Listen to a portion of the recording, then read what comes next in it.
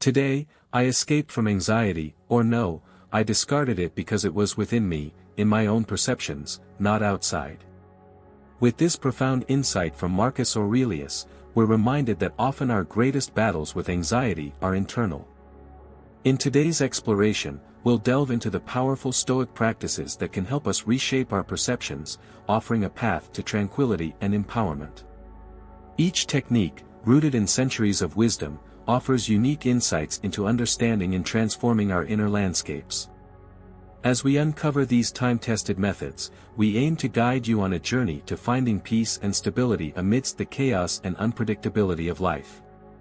Join me in this enlightening exploration as we learn to harness the strength of Stoicism. Before we begin, I would appreciate it if you liked the video so that you can help me continue spreading the Stoic philosophy. If you are not subscribed, I recommend you subscribe and activate the bell so you don't miss any videos. Technique number 1, name your monster. Imagine you're sitting at your desk, staring at a screen full of unread emails, your heart racing, your mind spiraling into a vortex of what-ifs and worst-case scenarios. This overwhelming feeling, this shadow lurking in the corners of your mind, is your monster. But what exactly is this monster? Is it the fear of not being able to meet a deadline, the dread of facing criticism, or perhaps it's the anxiety of juggling work and personal life? The first step to conquering this monster is to name it. Marcus Aurelius, the wise Stoic emperor, once said, "Always define whatever it is we perceive, to trace its outline so we can see what it really is, its substance stripped bare as a whole, unmodified, and to call it by its name, the thing itself and its components to which it will eventually return." His wisdom resonates across centuries, reminding us that by defining our fears, we demystify them. Take Sarah, for instance, a manager in a tech company.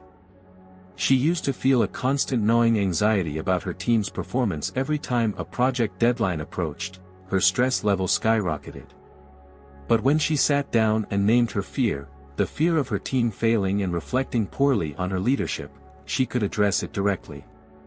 She started having open conversations with her team about their challenges and progress, which not only alleviated her anxiety but also fostered a culture of trust and transparency. In naming her monster, Sarah stripped her fears to their bare bones, saw them for what they truly were, and in doing so, took away their power. When you name your monster, you transform it from an undefinable shadow into something tangible, something you can face, understand, and ultimately conquer. So, next time you feel anxious, pause for a moment, ask yourself, what exactly am I afraid of? Name your fear, your worry, your monster. Write it down if you have to. By doing so, you're taking the first step toward regaining control and finding your path to peace and clarity. Remember, the monster isn't as scary once you call it by its name. Technique number 2, focus on the present moment. Focusing on the present moment is a quintessential Stoic practice, deeply rooted in the philosophy's call for mindfulness and living in accordance with nature. It's about embracing the here and now rather than being ensnared by the past or future. Consider the story of Emma, a dedicated entrepreneur. Her days were packed with meetings, planning sessions, and endless decision-making. Despite her success, she felt perpetually dissatisfied, always fixated on the next big goal, the next milestone. This constant future-oriented mindset left her feeling drained and disconnected from the joys of her daily life. Then she came across the words of Marcus Aurelius, who said, "Don't let your reflection on the whole sweep of life crush you. You don't fill your mind with all the bad things that might still happen. Stay focused on the present situation." This insight was transformative for Emma. She realized that her relentless pursuit of future achievements was robbing her of the joy found in the present.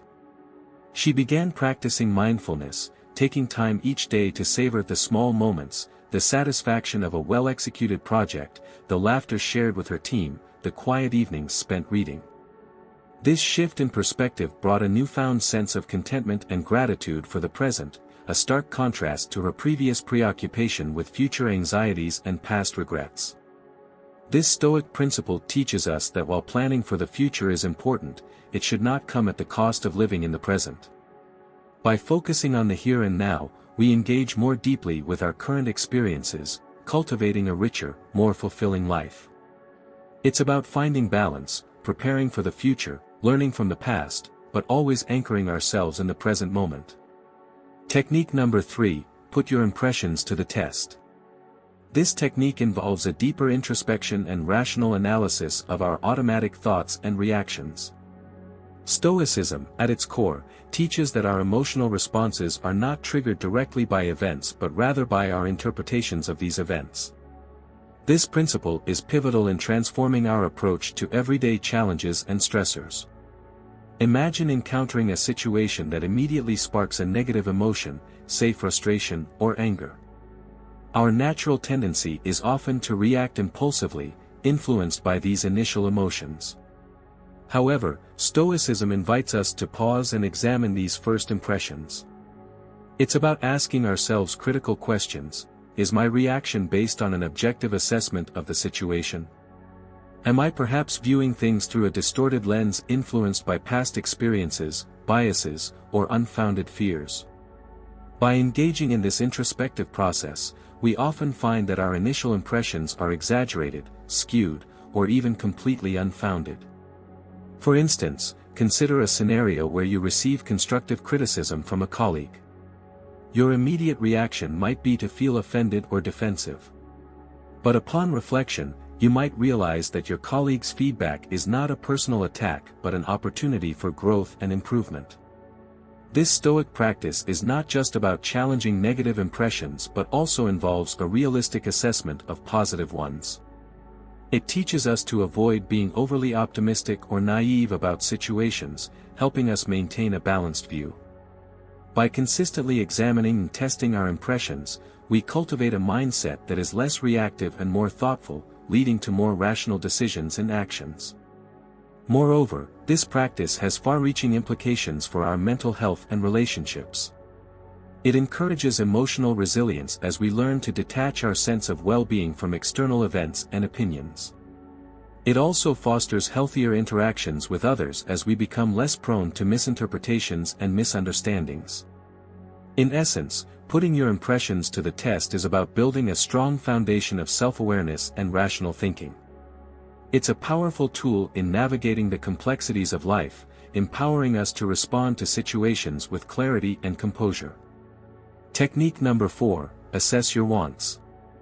This is a key Stoic technique. We delve into the art of differentiating between our desires.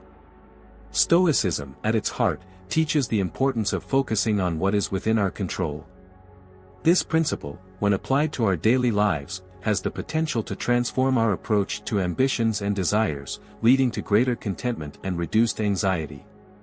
Imagine the countless scenarios where our peace of mind is rattled by unmet desires or ambitions. These range from career goals and social recognition to personal relationships and material possessions. Stoicism doesn't discourage ambition, rather, it guides us to channel our desires toward things within our control, like our efforts, our attitudes, and our integrity. In professional contexts, for instance, while aiming for a promotion is reasonable, obsessing over it can lead to frustration. Stoicism encourages us to instead concentrate on excelling in our roles, enhancing our skills, and contributing positively to the team. This internal focus shifts our fulfillment from external validation to personal development and effort. This principle also profoundly impacts our personal relationships. We often desire perfect harmony and understanding from others, but Stoicism reminds us that we cannot control others' actions or emotions. It advises focusing on our behavior, being compassionate, understanding, and patient, which, in turn, nurtures healthier and more genuine relationships. Regularly reassessing our wants, aligning them with our sphere of control, not only alleviates anxiety but also fosters a sense of empowerment. This Stoic practice paves the way for a balanced life where happiness and peace are derived from our inner resilience and wisdom rather than external, often unpredictable circumstances. Technique number 5, do less. The Stoic principle of do less is a profound lesson in the power of simplicity and intentionality in our actions. It's a reminder that, in a world that often equates busyness with effectiveness, true productivity and contentment lie in focusing on what truly matters. This concept is beautifully encapsulated in a quote from Seneca, a Stoic philosopher who pointed out, "We will benefit from that helpful precept of Democritus showing us that tranquility lies in not undertaking tasks either in public or private that are either numerous or greater than our resources." This wisdom from Seneca is a call to reassess our priorities and commitments. It urges us to focus on fewer tasks but to execute them with greater care and attention. In real-life terms, embracing this Stoic lesson could mean decluttering our schedules. It's about learning to say no to things that don't align with our core values or contribute to our goals. For example, in a professional setting, this could translate to focusing on key projects that drive value rather than scattering energy across numerous unproductive meetings and peripheral tasks. It's about quality over quantity, depth over breadth. Applying this principle in personal life might involve simplifying routines or commitments, allowing more time for self-care, reflection, and activities that genuinely bring joy. This practice of doing less but with greater focus and quality can lead to a more balanced, fulfilling life and a state of tranquility that Seneca describes. By incorporating "do less" into our lives, we can escape the relentless cycle of busyness and rediscover the peace that comes from intentional living. This approach not only reduces stress and anxiety but also enhances our capacity for mindfulness and presence in every moment. Technique number 6, practice negative visualization.